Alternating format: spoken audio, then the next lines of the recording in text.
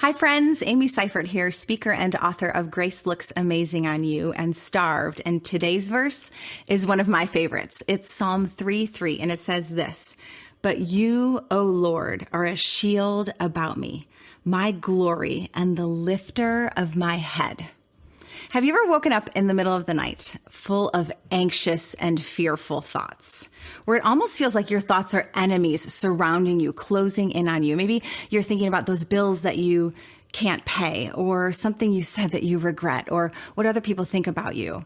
This was me a few nights ago, and it was David a few centuries ago. David was being chased down, surrounded by his enemies, and leading the charge was his son, Absalom, who wanted to take his throne. And David writes, "But you, Lord, are my shield." And he doesn't just say that he has a shield, he says God is his shield.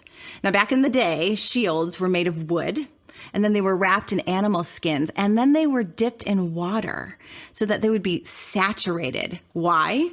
So that arrows that were on fire, flaming arrows, they would extinguish the arrows from the enemy, much like the shield of faith that Paul writes about in Ephesians 6.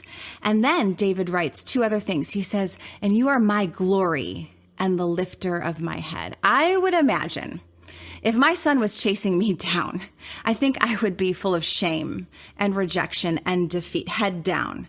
But he says, God is going to take my shame and make it glory, and he's going to lift my head. So today, two thoughts for you. Use your imagination.